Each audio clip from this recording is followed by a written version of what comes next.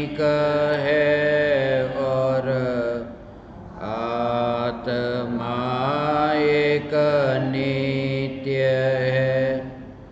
आत्मा का अनुभव बस एकमात्र नित्य है।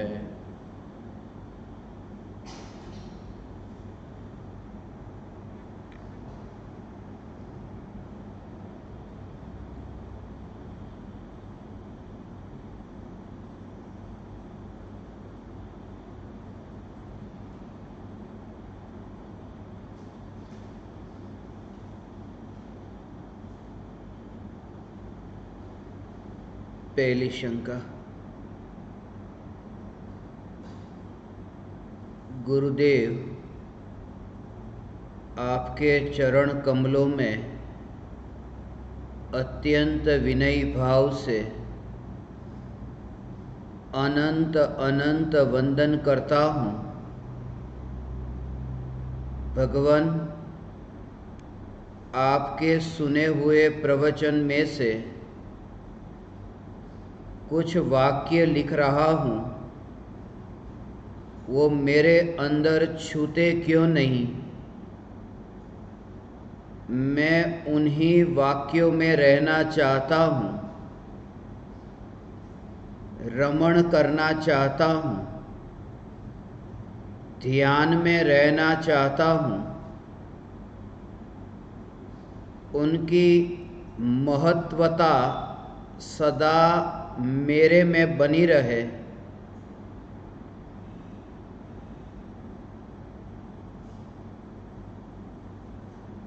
रविशंकर, लुधियाना, पंजाब से पूछा है।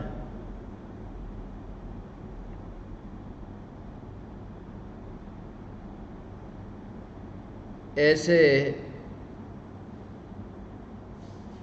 वाक्यों का गहन भाव जो सिर्फ पढ़ने मात्र से समझ में नहीं आ सकता, फिर वह पढ़ने वाला शास्त्र का अध्ययन हो या फिर शास्त्रों का अध्ययन न हो, जब तक प्रयोग कर स्वयं की खोज न हो, तब तक इन वाक्यों के अर्थ सुनने के बाद भी वह भाव न समझ में आएगा जो स्वरूप की अनुभूति होने पर समझ में आता है। फिर भी रविशंकर ने कुछ वाक्यों को यहाँ लिखकर भेजा है। उनमें से एक एक वाक्य पर हम संक्षिप्त चर्चा करेंगे। सबसे पहला, अनादि अनंत प्रत्यक्ष प्रकट हूँ, मैं नित्य प्रत्यक्ष भगवान आत्मा हूँ।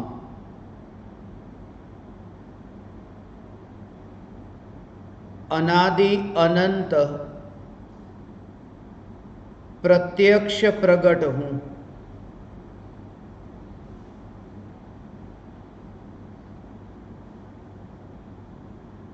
प्रत्यक्ष, साधारणतः प्रत्यक्ष का अर्थ यह है कि जो आँखों के सामने है वह प्रत्यक्ष है, और जो आँखों के सामने नहीं है वह परोक्ष है। अध्यात्म में भी ऐसे शब्दों का प्रयोग होता है, प्रत्यक्ष और परोक्ष। ज्ञान दीपकों के लिए भी ये दो नाम दिए, प्रत्यक्ष ज्ञान दीपक और परोक्ष ज्ञान दीपक। ऐसे ही ज्ञान में भी दो भेद, प्रत्यक्ष ज्ञान और परोक्ष ज्ञान।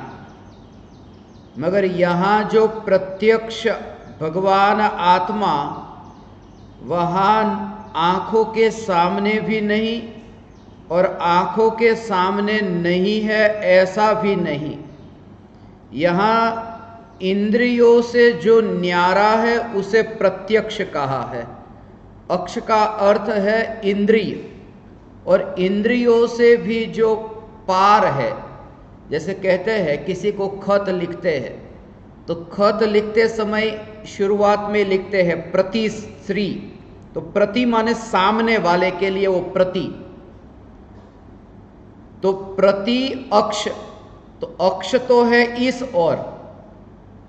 अक्ष का अर्थ आंख ही नहीं, अक्ष माने ये पांचों इंद्रिया, तो पांचों इंद्रिया है एक और पांचों इंद्रियों के पार जो सामने दूसरी ओर, वह पांचों इंद्रियों के प्रति वह जो चैतन्य तत्व पांचों इंद्रियों से अत्यंत दूर, उस चैतन्य सत्ता को प्रत्यक्ष भगवान आत्मा कहते हैं। ये भगवान आत्मा अनादि अनंत प्रत्यक्ष है, और इसलिए चैतन्य तत्व की निर्विकल्प अनुभूति प्रत्यक्ष अनुभूति है। भले ही वो ज्ञान परोक्ष ज्ञान, आध्ये परोक्षम प्रत्यक्ष मन्यत, ये जो तत्वार सूत्र के सूत्र है, आदि के दो ज्ञान परोक्ष ज्ञान है, भले ही वो एक ज्ञान परोक्ष ज्ञान है, तो परोक्ष ज्ञान से भगवान आत्मा जब अनुभव में आता है, चौथे से 12वें गुणस्थान, तो उन गुणस्थानों में तो परोक्ष ज्ञान ही है। तो परोक्ष ज्ञान से वो प्रत्यक्ष कैसे जानने में आता है कि जिस समय भगवान आत्मा की अनुभूति होती है, वह अनुभूति इंद्रियों से नहीं होती। तो उसे भी आपने सुना होगा, परोक्ष ज्ञान को भी साम व्यवहारिक प्रत्यक्ष कहा है, और जो प्रत्यक्ष ज्ञान है उसे पारमार्थिक प्रत्यक्ष कहा है। और उनमें भी दोनों भेद है कि अवधि ज्ञान मन पर्याय ज्ञान, ये विकल पारमार्थिक प्रत्यक्ष, और केवल ज्ञान सकल पारमार्थिक प्रत्यक्ष। मगर उन भेदों में मैं नहीं ले जाना चाहता, तुम्हें अनुभूति के लिए इसका भाव क्या समझना है, बस हम ज्यादातर इसी पर चर्चा करेंगे, हम इसी पर संवाद करेंगे, क्योंकि पंडितों की सभा में मैं बहुत गया हूं, जहां पर वाद विवाद प्रतियोगिता होती है वहां भी गया हूं। मगर अब हम यहां जो भी चर्चा करें, एक ही प्रयोजन, और परम कृपालु देव ने जो संवाद कहा, गुरु शिष्य संवाद थी भाखु षटपद आई, कि जहां जहां तत्व विचार में, मुझे ये तत्व विचार की यात्रा में जो जो विकल्प बीच में बाधा बनते हैं, एक पत्थर का काम करते हैं, उस पत्थर को मैं कैसे हटाऊं कि मेरी यात्रा आगे की ओर हो। और इसी पर हम गहराई से चर्चा करेंगे। अनादि अनंत प्रत्यक्ष प्रकट हूं। जब मोक्ष की प्राप्ति होती है तब आत्मा अशरीरी है, मगर यहां त्रिकाल प्रत्यक्ष कहकर कि अनंत काल में एक बार स्वरूप के अंतर में जाकर के, ऐसा जब अंतर से स्पर्श ना हो तब फिर यह एहसास होता है, अनुभव होता है कि मैं आत्मा अशरीरी होने वाला हूं, ऐसा नहीं। जहां जहां चैतन्य की सत्ता, उस चैतन्य की सत्ता में परमाणु की सत्ता ही नहीं, परमाणु का जो स्वरूप है और चैतन्य जो स्वरूप है, उन दोनों में लक्षण से ही भेद है, और एक समय के लिए भी एक भी इंद्रिय, आत्मा में एक भी इंद्रिय का प्रवेश नहीं हुआ। आंख का माने अक्ष माने आंख ही नहीं, एक भी इंद्रिय का। और इसका रहस्य कब खुलता है? केवल ज्ञान होता है तब नहीं, वो जो अनुभूति के काल में परोक्ष ज्ञान का ना, मति ज्ञान श्रुत ज्ञान को, यही जो ज्ञान, जो शास्त्र का एक वाक्य भी याद नहीं रहता, पंडितों की सभा में जाकर बैठे तो कुछ भी समझ में नहीं आता, ऐसा जीव भी भाव से भीग कर इस रहस्य को समझे तो अनुभूति को उपलब्ध हो जाता है। इसलिए परम कृपालु देव ने कहा, बाड़ा भोड़ा तरी जशे न पंडितो भटकी नरके जशे। बाड़ा भोड़ा तरी जशे, वो जो व्यर्थ के विखवाद में न पड़ेगा, मूल प्रयोजन के आगे मृत्यु को देखा, जैसे कल अनेकांतवादी ने कहा कि मुझे नजर के सामने मृत्यु दिखती है। मृत्यु यदि नजर के सामने दिखे तो शास्त्रों के पन्ने को खोलने की जरूरत न पड़ेगी। वही जो तुमने सुना वो यहां प्रयोग होगा, यहां घटित होगा, फिर तुम उनके भेद के भेद और भेद के भेद में जाकर के अटकोगे नहीं। समय अत्यंत अल्प है, इसलिए स्वरूप पर जोर कि इंद्रिय चैतन्य स्वरूप में मिले नहीं, शरीर के परमाणु जिस स्वरूप में मिले नहीं, और अनुभूति के काल में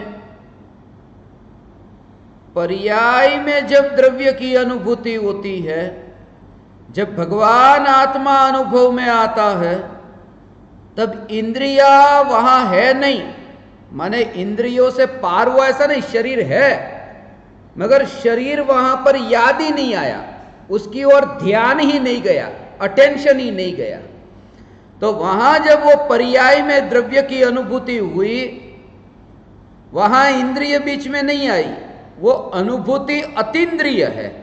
तो भगवान आत्मा प्रत्यक्ष है, भगवान आत्मा की अनुभूति प्रत्यक्ष है, इंद्रियों से पार, इसलिए वो अतीन्द्रिय ज्ञान प्रकट हुआ ऐसा। और अतीन्द्रिय ज्ञान है वो मति ज्ञान श्रुत ज्ञान वाला, मगर अतीन्द्रिय ज्ञान प्रकट हुआ। और इंद्रिय ज्ञान वो होता ना, तो क्या होता कि इंद्रिय ज्ञान होता तो वो सुख भी इंद्रिय होता, इसलिए वो अनुभूति के काल में चौथे गुणस्थान में ही अतीन्द्रिय सुख कहा, क्योंकि वो ज्ञान भी अतीन्द्रिय और सुख भी अतीन्द्रिय। इसलिए भगवान आत्मा अनादि अनंत प्रत्यक्ष है, जो स्वयं भी इंद्रियों से पार है, और उसकी अनुभूति में भी इंद्रियां कहीं बीच में नहीं आती, और आनंद में भी इंद्रियां कहीं बीच में नहीं आती। ऐसी निर्विकल्प अनुभूति, जिसे शरीर की रचना के साथ में कोई संबंध नहीं, ऐसी निर्विकल्प अनुभूति, ये चैतन्य की अनुभूति, ये नित्य प्रत्यक्ष भगवान आत्मा। दूसरा वाक्य, मैं त्रिकाल जागृत चैतन्य तत्व हूं। मैंने जो जागृति के बारे में आपको कहा, यहां जो जागृत शब्द है, जागृति नहीं है, जागृत। और जब मैं आपको कहता हूं जागृति, उसको समझना श्रद्धा के साथ में, मान्यता के साथ में। 24 घंटे ज्ञानी को जागृति रहती है। और जो आपको कहा कि जागृत की जागृति, जागृत के आश्रय से पर्याय में जागृति प्रकट होती है, तब वो जागृत का अर्थ ज्ञान स्वभावी भगवान आत्मा। वहां श्रद्धा नहीं लेना, वहां ज्ञान लेना। वो अनादि काल से अनंत काल तक जिसमें वो जो जानने का प्रवाह रुकता नहीं, ऐसा ज्ञान जो निरंतर कार्य कर रहा है, एक समय के लिए भी उस ज्ञान को छुट्टी नहीं। वैसे यहां पर नौकरी के लिए जाते हैं तो रविवार की एक दिन की छुट्टी तो है ना, तो यहां तो अनादि अनंत एक समय के लिए भी वो ज्ञान में छुट्टी नहीं, ज्ञान में अवकाश नहीं, ऐसी जो निरंतर यात्रा हो रही है ज्ञान की, ऐसा। और इसलिए जागृति, जागृति का अर्थ ये 2 दिन पहले मैंने आपको कहा ना, इस जगत का कोई भी पदार्थ का नाम आप मुझे बताओ और मैं उस पदार्थ में तत्व को घटित करके बताऊंगा। आपको ये बात मैं बताऊं, कोई भी वस्तु का नाम, दुनिया की कोई भी वस्तु मेरे पास लेकर आओ या उसका नाम लेकर आओ, मैं आपको वो घटित करके बताऊंगा, शास्त्र के रेफरेंस के साथ में, कि शास्त्र में वो किस प्रकार से कहां लिखी है।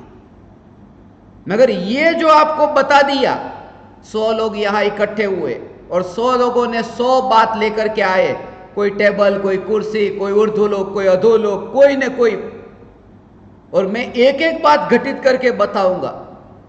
देखो, इसको कहते हैं जागृति। ये जागृति नहीं, ये भी बुद्धि का ही खेल है। मैं आपको ये कहता हूं क्योंकि सभी सम्यक दृष्टि में ये काबिलियत हो और न भी हो।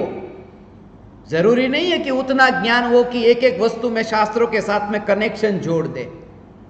मगर उसके पीछे जो मेरा कहने का भाव था वो ये, इस वाक्य से मुझे स्मरण में आया कि यदि तुम वो घटित नहीं कर सकते तो भी निराश मत होना, क्योंकि उसका सम्यक दर्शन के साथ संबंध नहीं है, वो बुद्धि के साथ में संबंध है।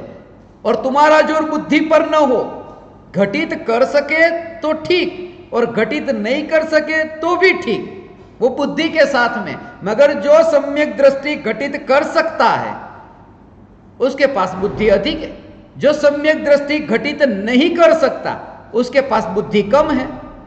मगर दोनों सम्यक दृष्टियों की दृष्टि बुद्धि पर नहीं, बुद्ध पर है, इसलिए वो सम्यक दृष्टि है, बुद्धि के कारण नहीं। और उस समय एकत्व जो है वो एकत्व, किसी ने पूछा ओ एक एक समय की ये जागृति, ये पूछा बोलो कोई भी शब्द, किसी ने कहा झोपड़ी, किसी ने कहा तालाब, किसी ने कहा पानी, आपने सुना ना वो एक एक, और यहां से तुरंत ही उत्तर निकला, जैसे तुमने पूछा यहां उत्तर निकला, बच के रहना।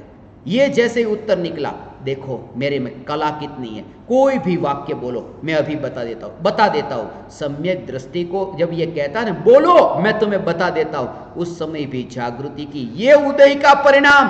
और इसमें फंसना मत तू, अभी सिर पर सीधा पाइप मारा लोहे का या लकड़ी का, अभी कुछ भी घटित नहीं, शरीर क्या है वो भी पता नहीं चलेगा, कहाँ बैठा है लेटा है वो भी पता नहीं चलेगा, ये भी बुद्धि का खेल है। और वो उस समय जागता है अर्थात उसमें भी एकत्व नहीं है, इसलिए उसको मैं खेल कहता हूं। आज चलो हम खेल खेलते हैं, बहुत दिन से खेल नहीं खेले तो इसे खेल खेलते। बुद्धि एक खेल है, और खेल से पार होना, कब तक बच्चे बने रहेंगे, इसलिए खेल से पार होना अर्थात उसमें भी एकत्व न हो, वरना खतरनाक है ये। मेरे पास में धन तो नहीं, मेरे पास में वैभव नहीं है, राजमहल नहीं है, मगर कोई भी वाक्य लेकर आओ मैं उसमें घटित करके तुम्हें बता दूंगा, उसमें घटित करके बता दूंगा। यह भी अज्ञानी नहीं, घटित करके बता दूंगा, उसके साथ में तन्मयता की वो बता देने वाला मैं हूं, वो नहीं।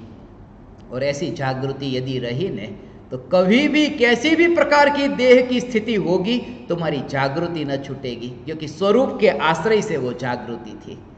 ऐसे फिर आंखों से दिखाई न दे, शरीर की ऐसी ऐसी स्थिति हो जाए, मगर वो जागृति नहीं छूटेगी, वो मान्यता में एकत्व वो नहीं छूटेगा।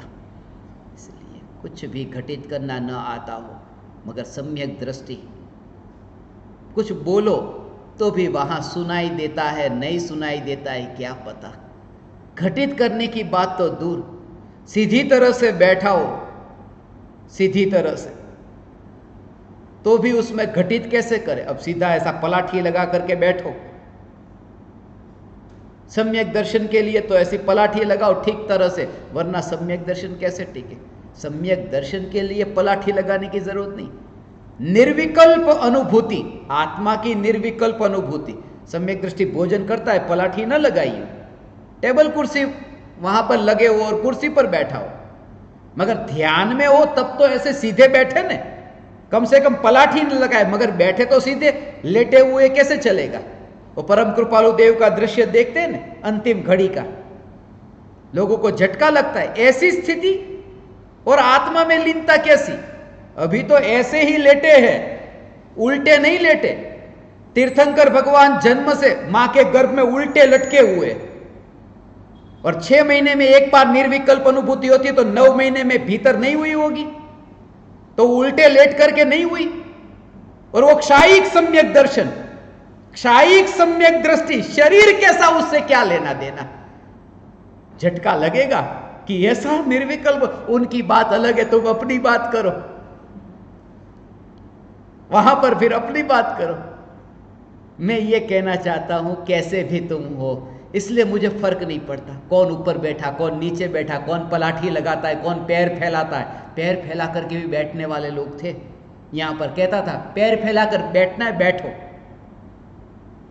वो उमराला में यहां पर ही अपने घर के बाहर बैठते थे ना, तो दादी माँ जो थे, वो दादी माँ, वो उनको पैर फैलाकर बैठ नहीं पाते थे, पैर ही नहीं मुड़ते थे, बैठो पैर फैलाकर। और तभी वो गाय आई वहां पर, उनके पैर के ऊपर ही चल के गई तो पैर टूट गया था उनका, तभी तो फिर यहां पर आश्रम का ये यहां प्रवचन हॉल का निर्माण हुआ।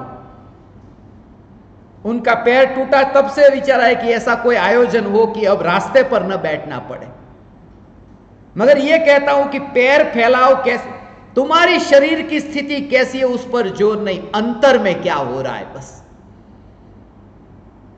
और यह तुम्हें तभी हो सकेगा जब तुम्हें मोहर की जरूरत नहीं है कि दुनिया मुझ पर मोहर लगाए, मैं ज्ञानी। बस मैं अंतर में जागा, यही पर्याप्त है। बुद्धि से बचना, देह की क्रिया से बचना। शरीर मां के गर्भ में उल्टा लटका और उस समय कहो घटित करके बता, तालाब, झोपड़ी, वो घटित करके बताएगा। तीर्थंकर का जीव वो मां के गर्भ में, तालाब का मतलब कौन से शास्त्र के साथ, झोपड़ी का कौन से शास्त्र के साथ। मगर क्षायिक सम्यक दृष्टि, मैं ये कहता हूं घटित नहीं कर सकते तो भी सम्यक दर्शन का उसके साथ संबंध नहीं है। जैसे जैसे तुम जहां फंसना चाहो फंस नहीं सकोगे, वहां से फिर मैं तुम्हें, वो होता है ना, वो किसी को पकड़ कर ले जाते, कैदी को पकड़ कर ले जाते ना, बोले नहीं नहीं नहीं नहीं नहीं, तो वो घर का दरवाजा पकड़ लेता है कि नहीं छोड़ो छोड़ो, नहीं मैं नहीं जाऊंगा, मैं नहीं जाऊंगा। फिर वो दरवाजा पुलिस ने ऐसा हाथ खींचा, फिर कोई आगे खिड़की थी तो खिड़की का लोहे का वो ऐसा पकड़ लिया, नहीं नहीं मुझे मत ले जाओ, मुझे मत ले जाओ। फिर भी वो पुलिस वाले यहां मारते, छोड़, फिर आगे गया, फिर कुछ और पकड़ा, जहां पर भी पकड़ा उसने वहां मार करके चल आगे। तुम जहां जहां पर भी पकड़ करके रुक जाओगे ना, वहां मैं ऐसे थोड़े मारूंगा, चल आगे, तेरे को सिद्धपुर की यात्रा करनी है, यहां फंसना नहीं है, तेरे को रोकूंगा नहीं इधर। बुद्धि में अटक गया, शरीर में अटक गया, नहीं, वो थोड़ा लगेगा, झटका लगेगा हाथ में थोड़ा, मगर वो सब ऑपरेशन हो जाएगा उसका। ये बात है कि मैं त्रिकाल जागृत चैतन्य तत्व, जागृत का अर्थ ज्ञान स्वभावी भगवान आत्मा, और भगवान आत्मा के आश्रय से अर्थात उस पर दृष्टि करने से प्रकट हुई है जो श्रद्धा, सम्यक श्रद्धा, उसका नाम जागृति। तीसरा, मैं स्वयं के कारण हूं।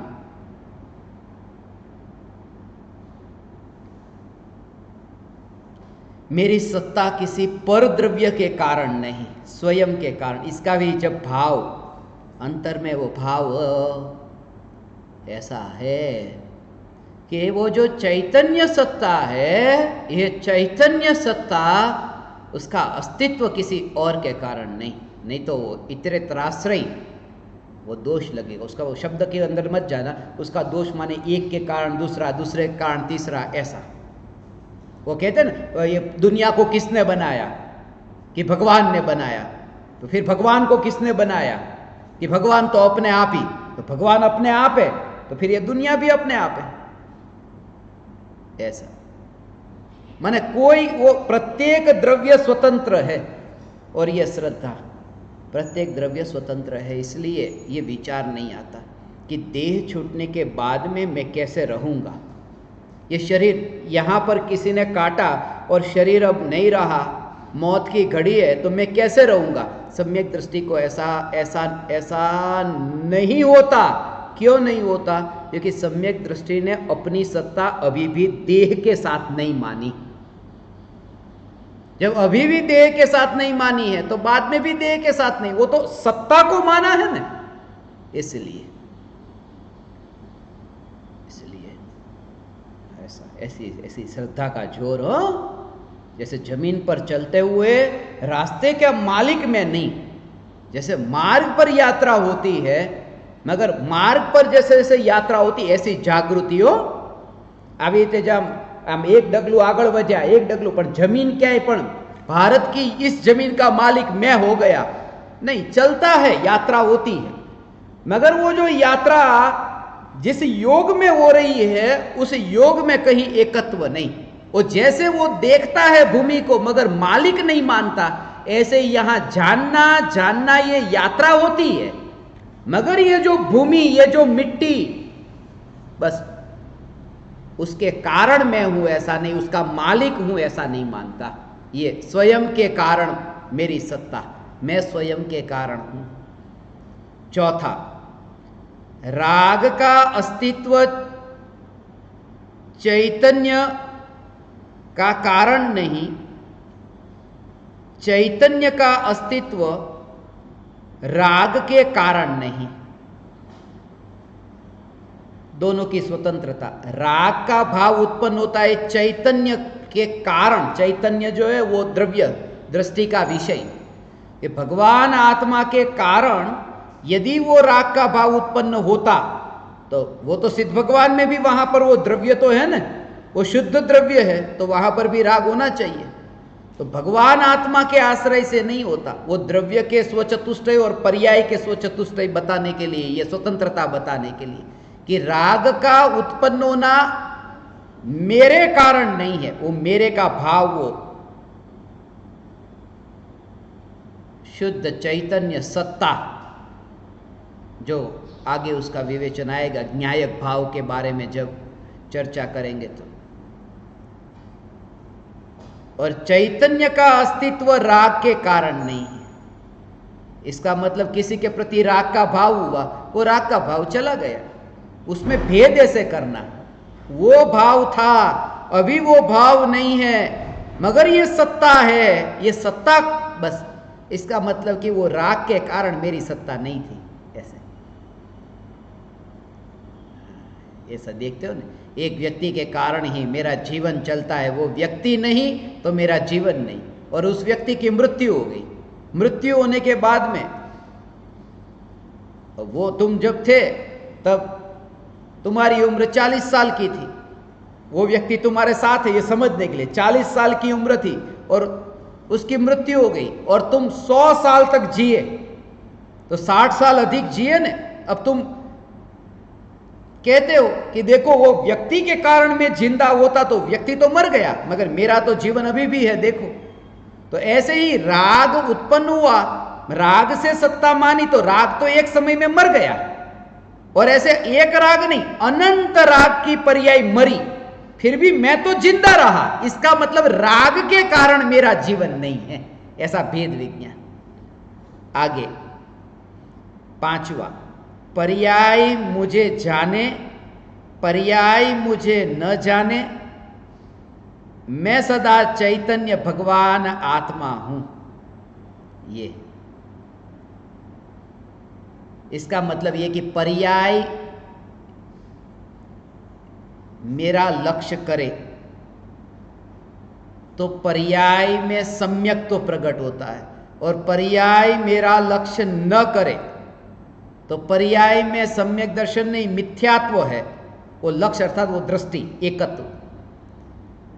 मगर एकत्व करे या एकत्व न करे, वो जो द्रव्य की शुद्धता है उसमें कोई फर्क नहीं पड़ता। और जब ये द्रव्य की शुद्धता का ऐसा विचार चलता है तब पर्याय में भी एकत्व हो जाता है। मगर वो पर्याय दृष्टि छुड़ाने के लिए ये बात कही है, पर्याय मारू ध्यान करे छे।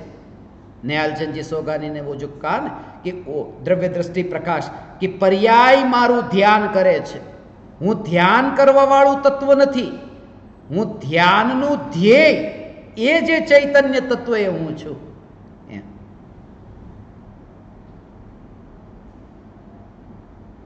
छठा, मैं ज्ञायक भाव हूं।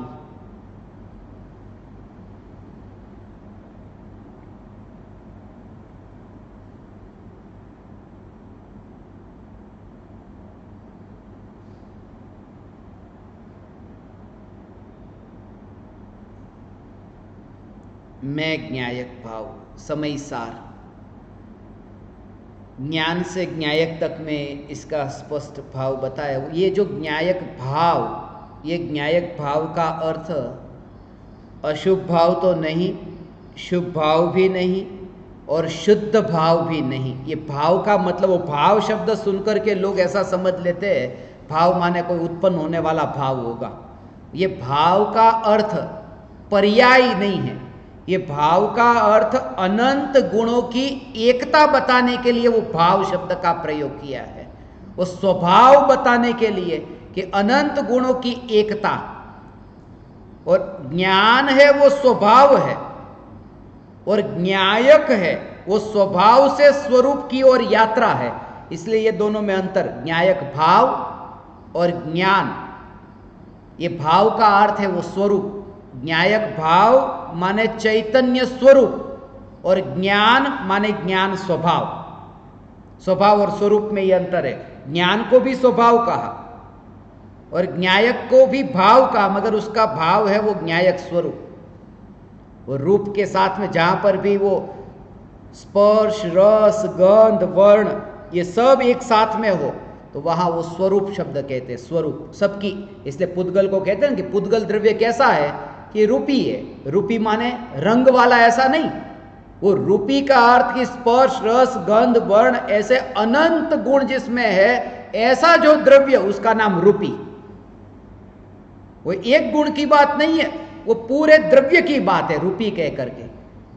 तो ऐसे ही स्वरूप कहते ही एक ज्ञान नहीं, अनंत गुणों की एकता जिसमें है ऐसा द्रव्य वो स्वरूप। इसलिए परम कृपालु देव ने स्वरूप पर जोर दिया और यहां ज्ञायक भाव पर जोर दिया छठी गाथा में। सातवां विकल्प बिंदु है, मैं चैतन्य रेखा हूं। बिंदु है अर्थात पर्याय है, और रेखा अर्थात द्रव्य है। विकल्प बिंदु है एक समय अनादि अनंत ऐसी जो चैतन्य सत्ता, और एक समय का विकल्प ऐसा। ये विराट को छोड़कर कितना तुच्छ में अटकना। ये अनादि अनंत चैतन्य सत्ता, ये विराट, ये रेखा, और एक समय की पर्याय, और वह भी शुद्ध नहीं, पर के लक्ष्य से होने वाली विकल्प रूप पर्याय। पर के लक्ष्य से जो विकल्प होता है ना, वो पर के लक्ष्य से। मैं भगवान आत्मा हूं, मैं भगवान आत्मा हूं, ये भी एक विकल्प है। ये तो भगवान आत्मा के लक्ष्य से होता है ना, मैं भगवान आत्मा हूं, ये विकल्प तो भगवान आत्मा के लक्ष्य से हुआ ना? नहीं, वह विकल्प भी पर के लक्ष्य से ही हुआ है। मैं भगवान आत्मा हूं, ये विकल्प भी पर के लक्ष्य से होने वाला, क्योंकि मैं भगवान आत्मा हूं ये विकल्प के काल में लक्ष्य भगवान आत्मा नहीं है, लक्ष्य गुरु के मुख से सुने हुए ये शब्द है, भगवान आत्मा हूं। ऐसा बुद्धि है, वो लक्ष्य है, वो बुद्ध लक्ष्य नहीं है, क्योंकि भगवान आत्मा के लक्ष्य विकल्प नहीं, उसके लक्ष्य तो निर्विकल्प होता है। इसलिए भ्रम हो जाता है कि अब तो मुझे कोई विकल्प नहीं, एकमात्र भगवान आत्मा हूं, यही विकल्प है, भगवान आत्मा का ही लक्ष्य है, भगवान आत्मा का ही विकल्प है। इसलिए जब तक ये विकल्प रहता है मैं भगवान आत्मा हूं, तब तक वो अनुभूति नहीं है।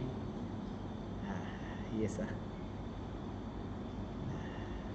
उसे भी शुभ भाव कहा। मैं भगवान आत्मा हूं ये विकल्प शुभ भाव है। आगे आठवां, मैं किसी के लिए नहीं, कोई मेरे लिए नहीं, मैं स्वयं के लिए, मैं स्वयं चैतन्य तत्व हूं। इसमें भी यही स्वतंत्रता बताई है कि पर द्रव्य के कारण मेरा होना नहीं है और मेरे कारण कोई पर द्रव्य नहीं है। माने प्रत्येक द्रव्य का स्वतंत्र अस्तित्व है, ऐसा कोई किसी के कारण नहीं है। अस्तित्व गुण है ना, तो प्रत्येक द्रव्य में अस्तित्व गुण है, तो जब स्वयं के पास ऐसी शक्ति है तो दूसरे की क्या जरूरत। ऐसे ही ये शरीर, शरीर के कारण मैं हूं, मेरे कारण ये शरीर है, ये सब बातें झूठी। तो शरीर का ध्यान रखता हूं, शरीर की ओर बार बार ध्यान जाता है, शरीर की ओर उपयोग बार बार शरीर की ओर जाता है, इसलिए ये शरीर साथ देता है, वरना शरीर साथ नहीं देगा। शरीर की ओर ध्यान जाएगा तो ही शरीर साथ देगा, ऐसा मानना मिथ्यात्व है। ये तो खाली महावीर भगवान का दृष्टांत। पहले मैं ना झूठा बोलता हूं, फिर झूठा कहता, ये झूठा है, इसलिए पूरा सुनना, अधूरा मत छोड़ना। वो शरीर की ओर मेरा उपयोग जाता है, इसलिए ये शरीर कि बराबर टाइम पर दवाई दे दी, टाइम पर भोजन दे दिया, पूरा ध्यान शरीर का रखा, शरीर की ओर ध्यान रखा, इसलिए यह शरीर टिका। कितना? 2-4 साल। और ध्यान नहीं रखते तो 2-4 साल भी जिंदगी नहीं मिलती। ऐसा है? ऐसा नहीं है। महावीर भगवान ने 30 वर्षों तक शरीर के साथ रहे, मगर शरीर की ओर ध्यान ही नहीं गया। 42 से 72 केवल ज्ञान हो गया था, फिर भी शरीर बिल्कुल स्वस्थ, बीमारी नहीं कोई। तो शरीर की ओर ध्यान जाने से शरीर ठीक नहीं रहता। ये श्रद्धा हो, फिर भी ज्ञानी दवाई लेता। ये श्रद्धा का जोर ऐसा तैयारी, ऐसी मान्यता में ऐसा है। आगे 9वां, इसमें चैतन्य का संसार नहीं, चैतन्य का मोक्ष नहीं, चैतन्य का व्यय, संसार का व्यय है, मोक्ष का उत्पाद है, मेरा व्यय नहीं, उत्पाद नहीं। वही फिर चैतन्य तत्व का संसार नहीं और चैतन्य तत्व का मोक्ष नहीं। अशुद्ध पर्याय है और शुद्ध पर्याय है, वो दोनों पर्याय से भेद विज्ञान के लिए ये बात कही है।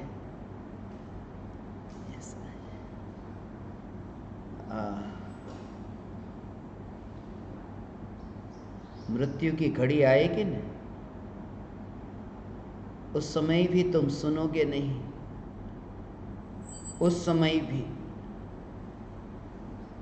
वही असली मृत्यु, असल में वो व्यय, मृत्यु मृत्यु मृत्यु की घड़ी में कोई तुम्हें सुनाए कि तुम चैतन्य परमात्मा हो, मृत्यु की घड़ी में कोई तुम्हें सुनाए कि तुम चैतन्य परमात्मा हो, ऐसा सुअवसर, ये कितना महाभाग्य कि तुम्हें सुनाने वाले मिले मृत्यु की घड़ी में। ये ऊंची मृत्यु नहीं, उससे भी एक ऊंची मृत्यु है कि मृत्यु की घड़ी में तुम्हें कोई दूसरा न सुनाए, तुम दूसरे को सुनाओ कि आत्मा तो मरता ही नहीं है, तुम निराश मत होना, मैं तो सदा काल रहने वाला हूं। ये उससे ऊंची दशा, और उनसे भी दोनों से ऊंची एक दशा है, न कोई दूसरा तुम्हें सुनाए न तुम दूसरे को सुनाओ, और स्थिर होना, जो परम कृपालु देव की वह दशा थी। कोई मने बोलावशो नहीं, मारा स्वरूप में लीन थाव छो। ये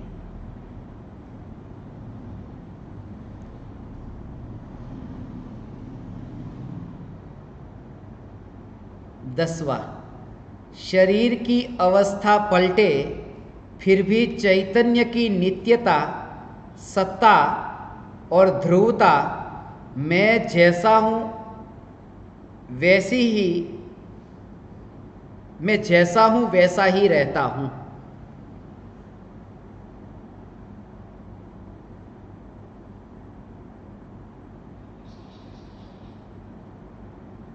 शरीर की अवस्था के पलटने से जब अनुभूति में फर्क नहीं पड़ता, शरीर की अवस्था के बदलने से अनुभूति की पर्याय में भी फर्क नहीं पड़ता, तो फिर आत्मा का जो त्रिकाल स्वरूप है, उस स्वरूप को शरीर के परमाणुओं के कारण क्या फर्क पड़ सकता है? ऐसा जो ध्रुव चैतन्य तत्व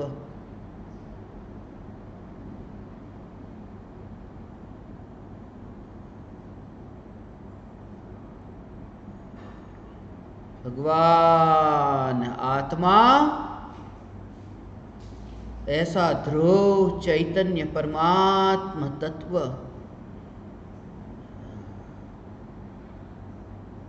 प्रवेश नहीं होता। ऐसा हो अंदर से दूर से ऐसे देखे न तो ज्ञान दर्पण की, चैतन्य दर्पण की सत्ता और मैं चैतन्य परमात्मा हूं ऐसी जब पुकार निकले तो उस ध्रुव चैतन्य सत्ता पर ऐसा जोर, अर्थात उसी में एकत्व कि वहां तो ये कोई पुकार नहीं ऐसा। और फिर ये पुकार का जो होना सो हो, निकले न निकले जो हो सो हो, मगर वो जोर चैतन्य सत्ता पर। और वो एक समय के लिए ऐसा भेद विज्ञान प्रकट हुआ कि अब वो शरीर में नहीं रहा। ऐसा आगे शरीर की अवस्था के पलटने से भी चैतन्य की नित्यता, सत्ता, ध्रुवता, उसमें कोई फर्क नहीं पड़ता। वो ध्रुवता में पर्याय में ऐसा हो सकता है गुणस्थान बदल जाए, शरीर की अवस्था बदले न तो गुणस्थान को ऐसा फर्क पड़ेगा। शरीर की अवस्था बदले तो एक बात ऐसी है कि शरीर की अवस्था बदले तो अनुभूति में फर्क नहीं पड़ता, और एक बात ऐसी है कि शरीर की अवस्था बदल जाए तो गुणस्थान में फर्क पड़ता है। और इसका स्वरूप समझो,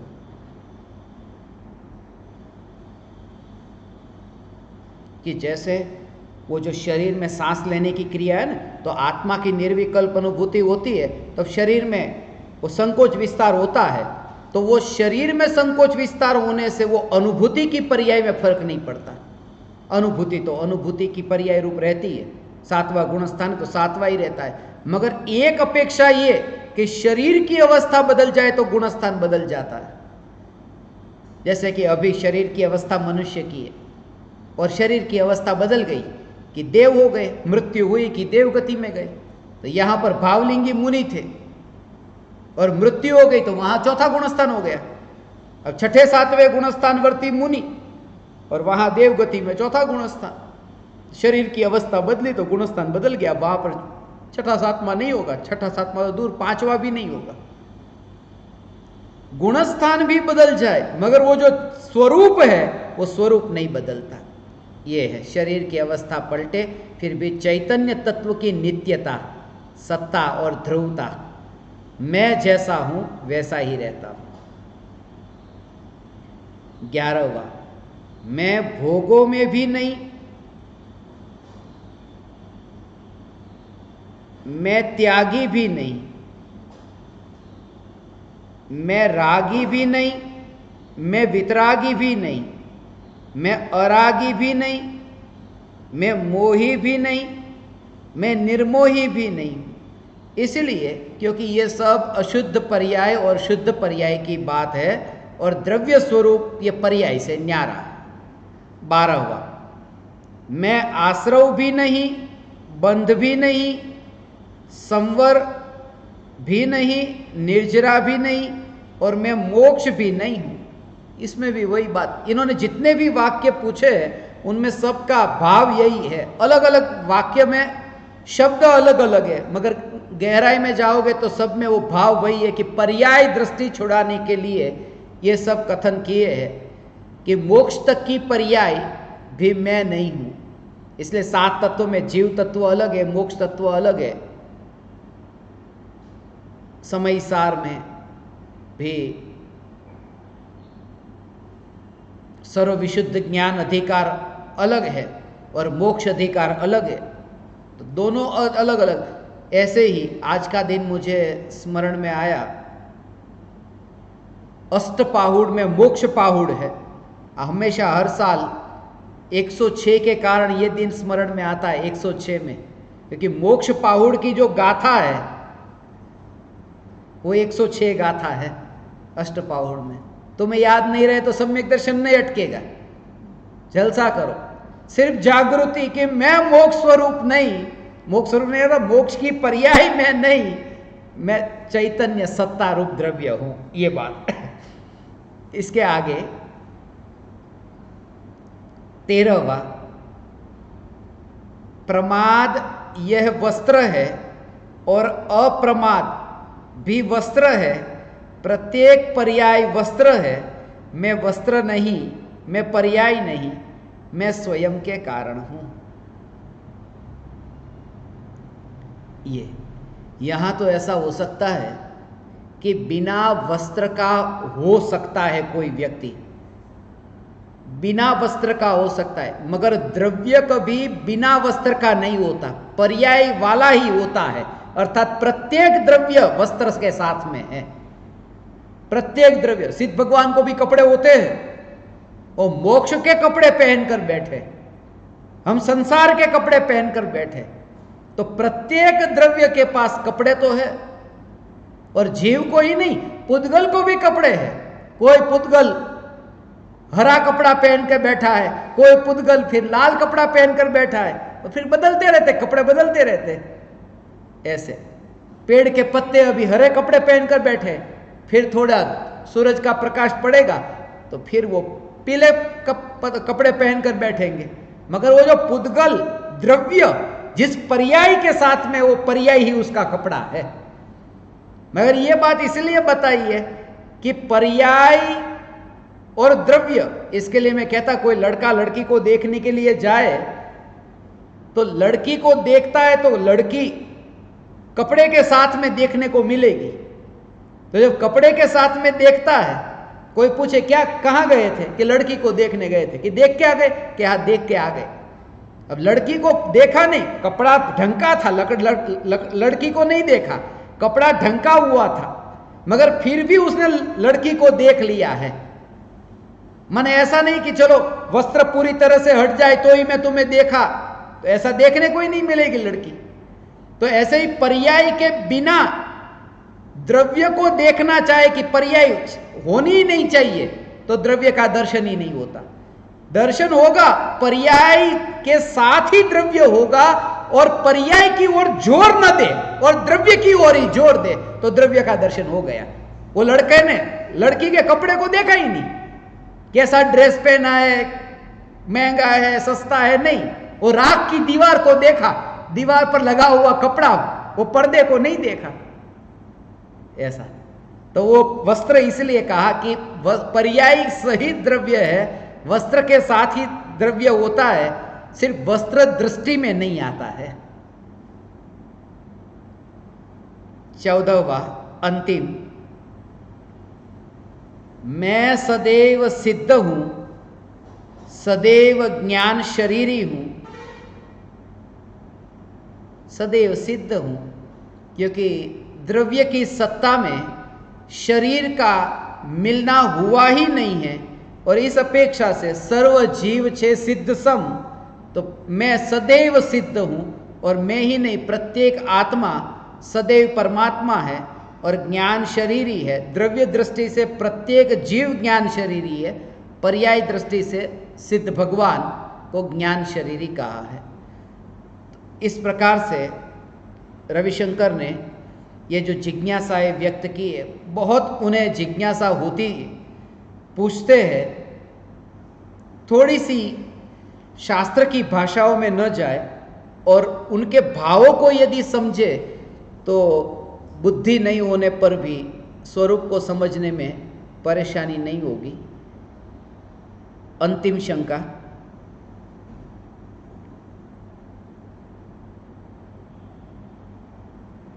परम पूज्य गुरुदेव के चरण कमल में भावपूर्वक वंदन।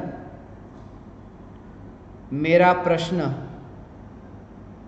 आप फरमाते हैं कि स्वरूप पर दृष्टि रखो, स्वरूप के सन्मुख होना, स्वरूप में रमणता, स्वरूप में स्थित होना। मेरा विनय पूर्वक निवेदन है, कृपया फरमाए कि शरीर में कौन सी जगह मन से स्वरूप पर स्थित होना चाहिए।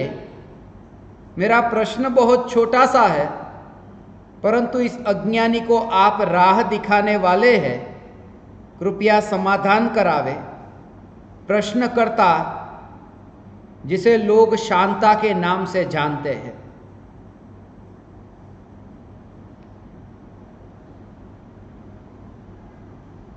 शांता ने पूछा है, जिसे लोग शहंशाह कहते हैं, कौन हो तुम जिसे लोग शहंशाह कहते हैं? ये पढ़कर के मुझे थोड़ा आश्चर्य तो हुआ था। जिसे लोग शांता के नाम से जानते हैं, ठीक है, ये श्रद्धा में मानने जैसा है, वाणी के व्यवहार में नहीं। ये तो मेरी मजबूरी है कि तुम्हें समझाने के लिए मुझे ये बोलना पड़ता है। राख की दीवार का पड़ोसी मैं भगवान आत्मा, ऐसा सीधा सा। मैं शांता, मैं कांता, जो भी नाम है, मगर शरीर का जो नाम है, बस इसमें समझदारी है। ये कहना कि लोग जिसे शांता कहते हैं उसने ये लिखा है, उसने धर्म को नहीं समझा, उसने निश्चय व्यवहार को नहीं समझा। दो सम्यक दृष्टि यदि मिले तो भी एक दूसरों के साथ में ऐसा व्यवहार नहीं करेंगे। सम्यक दृष्टि हो, पूज्य गुरुदेव श्री कांजी स्वामी कहते थे,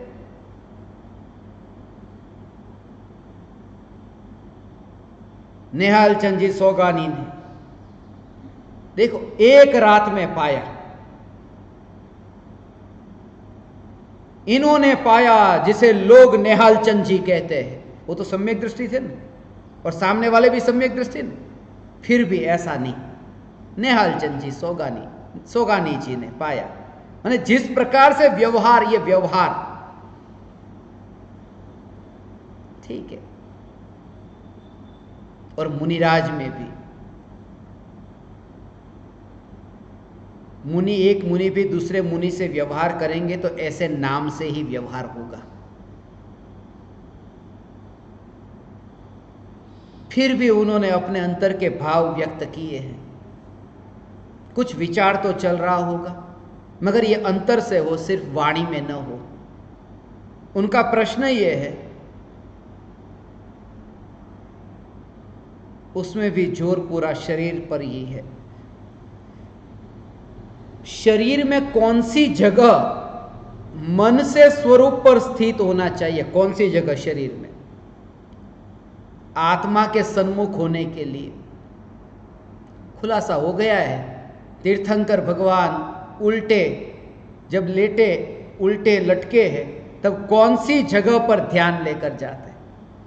यहां पर शरीर पर ध्यान ले जाना यही अधर्म है। फिर कौन सी जगह पर ध्यान ले गए, ये महत्वपूर्ण नहीं है। शरीर पर ध्यान ले जाना अनुभूति से पहले ये जरूरी नहीं है। खास ये बात समझे, शरीर पर ध्यान ले जाना जरूरी नहीं। अनुभूति से पहले गुरु की वाणी को ध्यान से सुनना जरूरी है। अनुभूति से पहले कि वो जो वाणी बता रहे, जो उपदेश दे रहे, उपदेश के पीछे वो भाव क्या है, प्रत्येक अपेक्षा को समझना जरूरी है। मगर शरीर में किस, शरीर का तो विचार ही नहीं आता। ये रुचि का भाव यदि समझे तो फिर शरीर के अंगों की ओर ध्यान नहीं।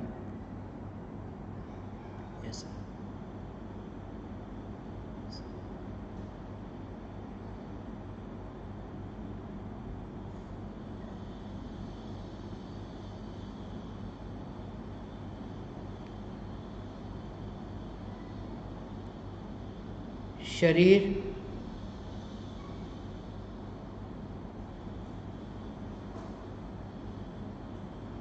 के अंगों की ओर ध्यान जाना, ये शरीर का ध्यान है, आत्मा का नहीं। इसलिए जो कहते हैं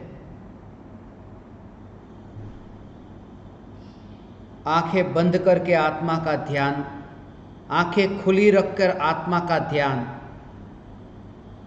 इसलिए यहां जो तस्वीरें आप देख रहे हैं ना, ये चारों तस्वीरें ये जानबूझ करके इस रूप में कि सब में आंखें बंद भी नहीं है और पूरी खुली भी नहीं है, वो इस बात को बताने के लिए कि शरीर के अंगों की ओर ध्यान नहीं, वो जो नासाग्र नाक की ओर ध्यान करो या फिर सांसों की ओर ध्यान ले जाओ, ऐसे ध्यान कराते हैं। सांसों को आते जाते देखो, सांसें बहुत किया है इन्होंने ध्यान, सांस पर अंदर ले जाओ बाहर ले आओ अंदर ले जाओ, और बस ये आती है जाती है, उसे सहज देखो देखो, सांसों को ही देखो, आती जाती सांसों को देखो। नहीं होगा, दमन हो जाएगा, वो मिथ्यात्व न छूटेगा, अटेंशन डाइवर्ट हो गया, मगर अटेंशन एंग्रोस नहीं हुआ, स्वरूप में लीन नहीं हुआ, स्थिर नहीं हुआ। इसलिए शरीर की स्थिति की ओर जोर नहीं। कौन से अंग की ओर ध्यान ले जाए? हाथ को ऐसे ही रखे, अनुभूति निर्विकल्प अनुभूति के काल में कैसे हाथ को रखे, उसका संबंध ही नहीं है। जमीन पर ही संबंध ही नहीं। आत्मा का ध्यान लोग पूछते, आत्मा का ध्यान विमान में यात्रा करे तो आत्मा का ध्यान आकाश में हो सकता है? ऐसा भी प्रश्न मुझे मुंबई में पूछते थे।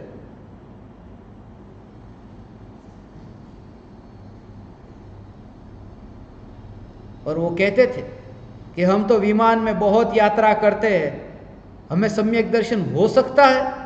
उनको कहता था मैं, सम्यक दृष्टि जीव मर करके वैमानिक देव ही बनते हैं और कोई देव नहीं बनते, विमानवासी।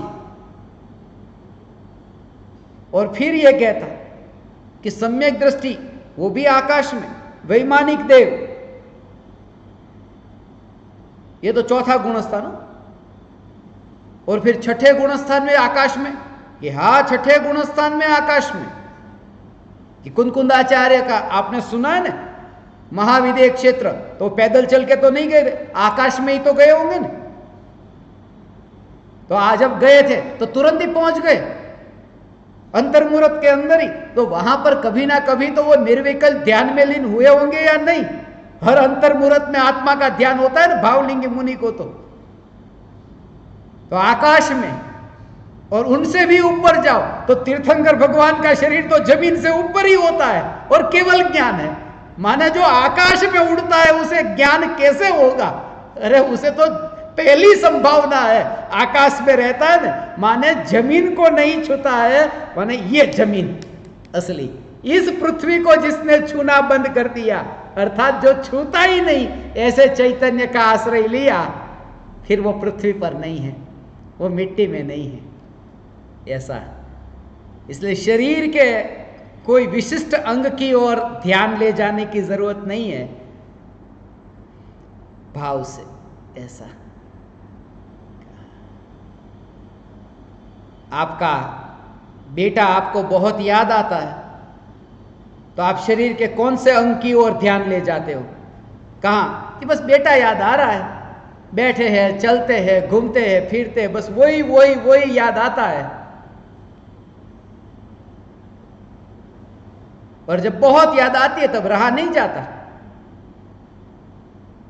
तो बुला लेते बेटे को, आजा, बेटे को देख लेते, बहुत याद आ रही थी, मगर उसमें शरीर बीच में नहीं। ऐसे ही आत्मा का स्मरण ऐसे होता है, पहले वो पढ़ा है सुना है, उससे पढ़ा है सुना है, उससे स्मरण होता है कि मैं चैतन्य, ऐसा मैंने पढ़ा, फिर उसका प्रयोग करके घटित करता है।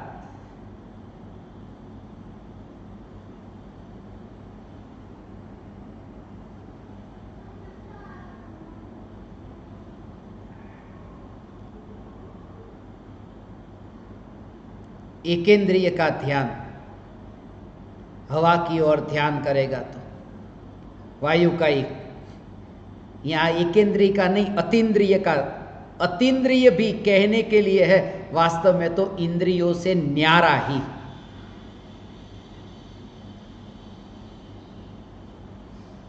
फिर भी इन्होंने जिज्ञासा व्यक्त की है, विशेष चर्चा बाद में करें।